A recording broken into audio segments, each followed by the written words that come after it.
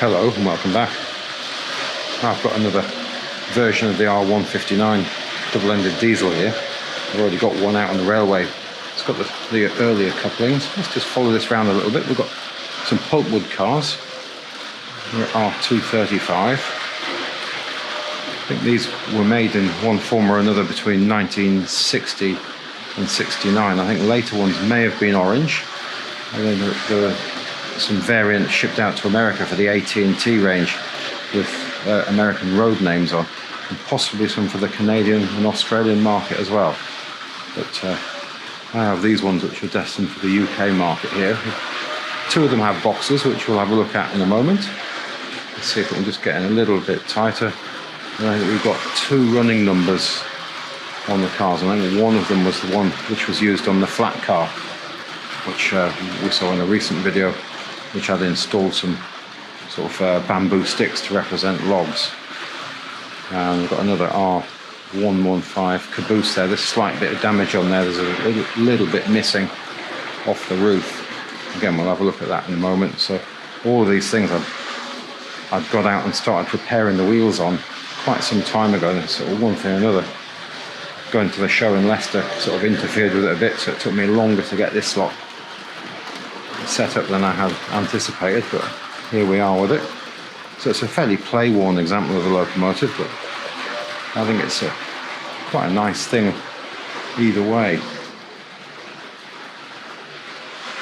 So let that run off into the distance. We'll come up above this again. Well, not again, we'll come above this for this time. So that load on the wagons is just, I think it's a two-part plastic mould, and there are slightly different colours involved there as well.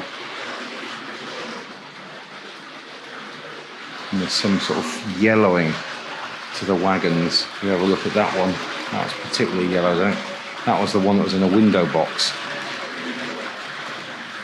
So it's just let those run off around there. And I'm going to grab the controls. Here we go. So let's see if we can just get that to stop there. I'm going to put these in the siding here for a moment, so I can get something else out from the siding behind me. So I want to make this one curved, and I just want to check I've got enough room to run into here. Yeah, isolating rail there. Let's see if we've got that one set. Yeah, I think we're all good there. So everything in the sidings here should stay the same. If we just have a quick look at the spacing of trying railways on there. Also, we've got a black fuel tank on this one. See the wide spacing between trying and railways there. And then this earlier one with the Mark II style couplings there. Trying railways is quite closely spaced, and we have a blue tank on that one. So let's just run that into the siding for a moment. Ooh, a little bit of a jump in to start there.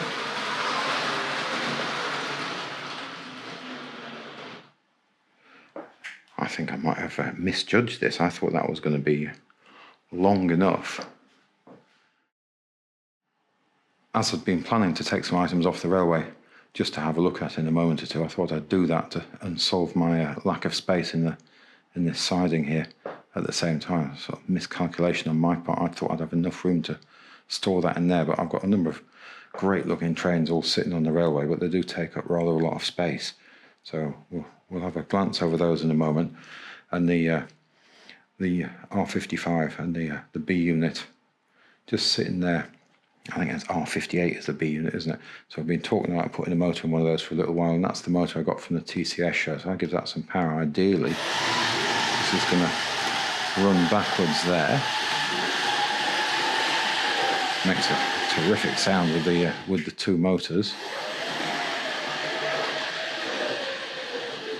Let's stop that there, and we'll just attend to that point, I think. So where we're going to go with that one, we'll straighten that one. Sorry, no, curved with that one. So let's just run that around. And ideally we won't get any uncouplings. Sorry, I was trying to put the controls down there and I completely misjudged what I was doing. So I suppose what we really should do is just run the B unit by itself. Let's get this around to an area we can do that.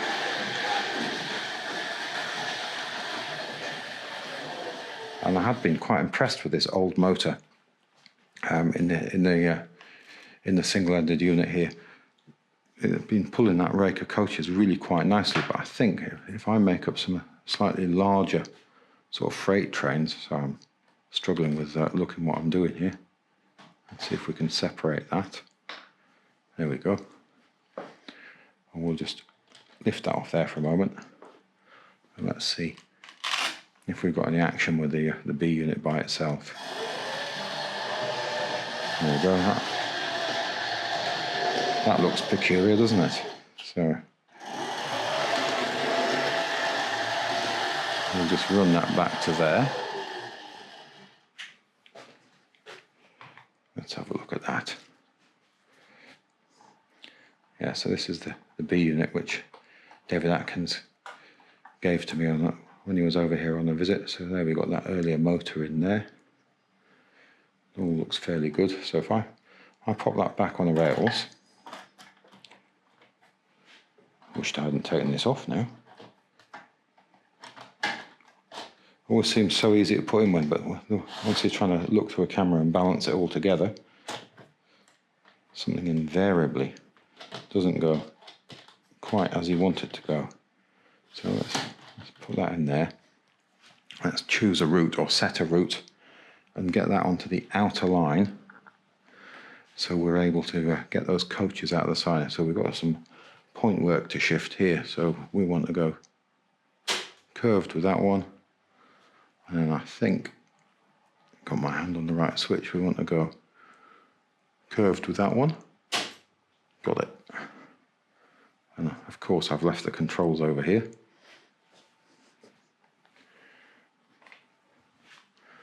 Off we go.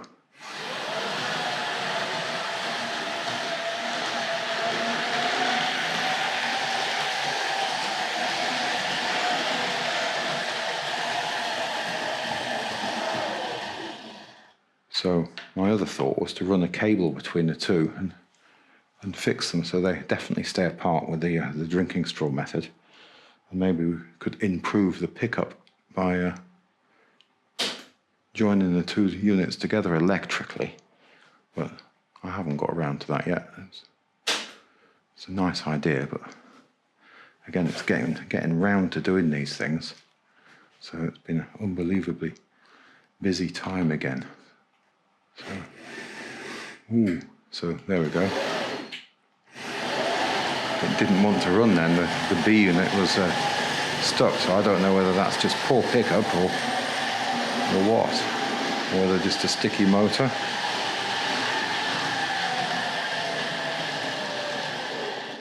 There we go. I'm going to have to put the camera down for a moment here, and I need to just re-grip it. There we go. So let's give that a bit of power again and see how we do. Yeah. So I think if you do get one unit on a dirty bit of track, we are going to get that element of sticking perhaps. So maybe we should just run a cable between the two, so effectively we've got more pickups and less chance of stalling. So I'm going to just shift this point here.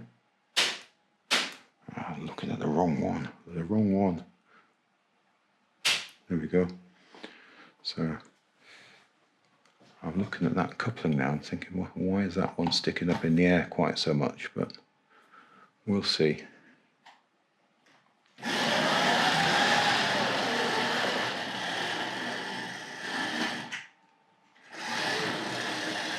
It's got it though.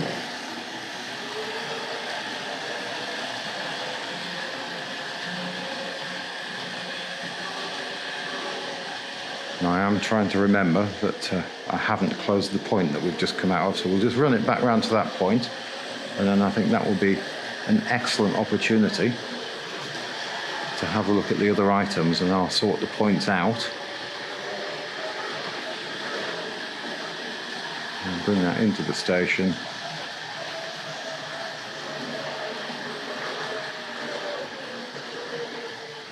There we go. So yeah, there, if you stop something on a dodgy set of points, perhaps like that, and then you get one motor running and not the other. So a cable between the two might be the way to go to improve the overall reliability.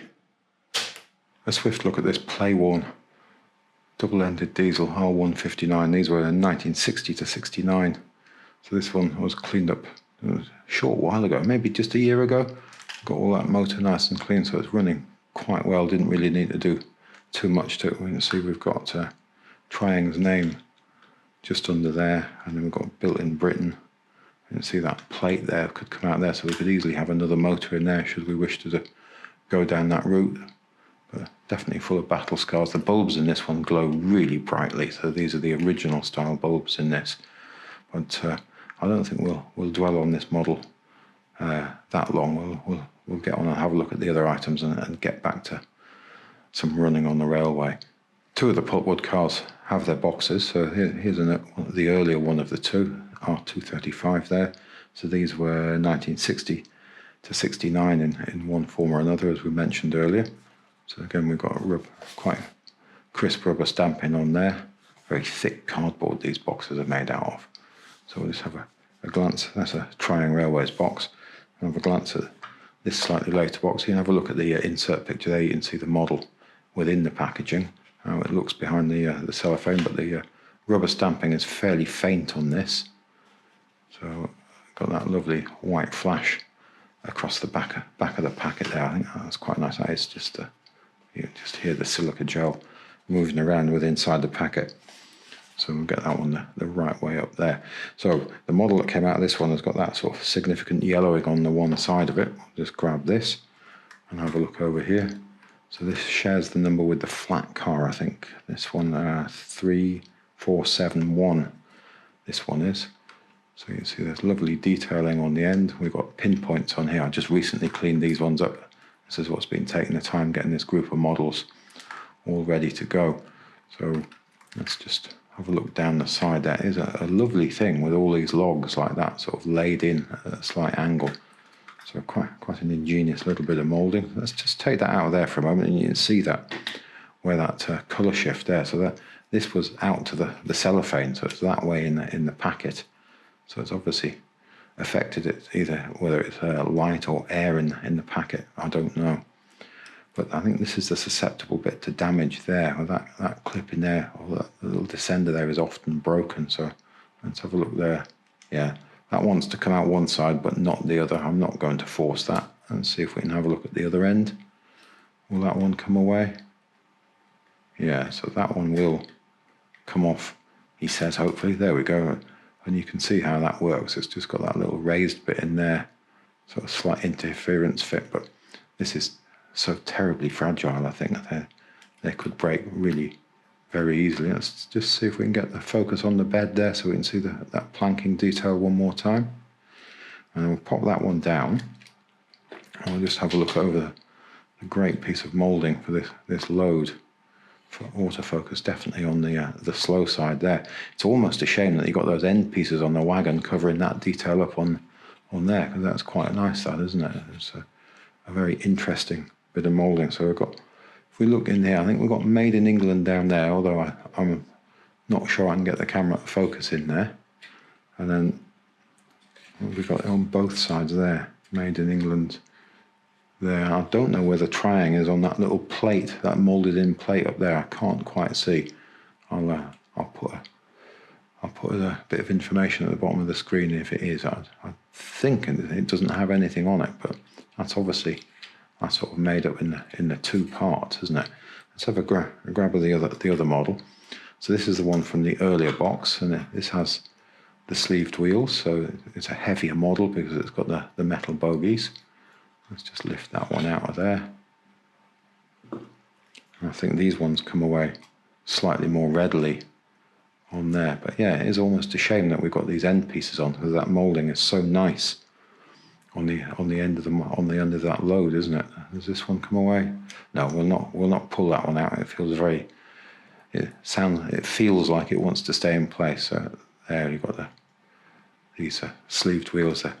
Again, that was what takes the time, getting all of those sort of cleaned up, removed, and so on. It really does eat up the hours when you're trying to fit it in around other things. And I had the wheels out of this as well. This was definitely needed a bit of attention. They were all sort of seized up. So relatively nice condition. There is a little bit of damage to it, so it's missing. Let's get the focus there. There should be a little bit that sticks out of there. Let's have a look there. Just like that, it's been either very neatly snapped off or finished off, or snapped and then finished in the past. And that's a 3D printed chimney.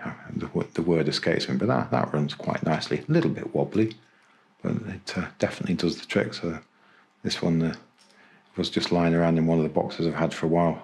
Again, I think I already mentioned I've got a number of these TC items, and they do require quite a bit of cleaning up. People have enthusiastically oiled the wheels in the past, and it's all congealed. There we go, all back on the rails. Let's get that on the inside line again. Stop it next to the other double-ended diesel there. We'll switch over this set of points. So we'll get that one straight. And let's set this off and running again.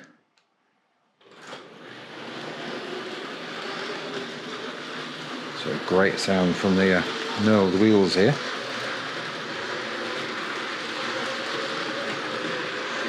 Look at the difference in the colour of some of those mouldings, or the paintwork that's been finished. I think they're all slightly different, slight variant in them all.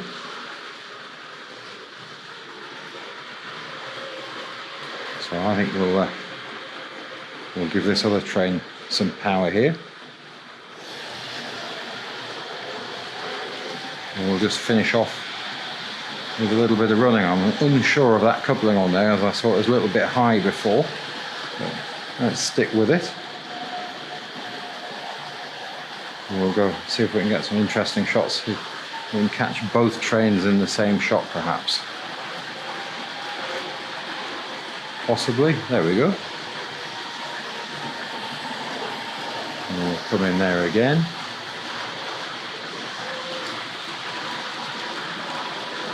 And hear that R.55 storming around behind me there. It's going to come through the station, light blazing away. We'll come up over. You see the light in the cab there as well, can't we?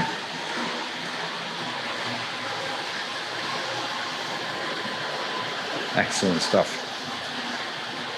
I think I'm going to have to take some power out of that, because it's definitely picking up pace.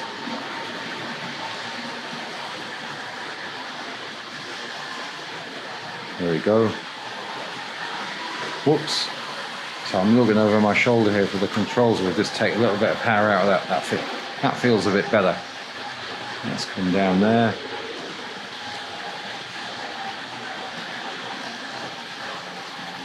Yeah, well, I'm not sure whether we need the power in that unit, but it was an interesting exercise. Sorry, the power bogey in that unit, but it's definitely an interesting exercise.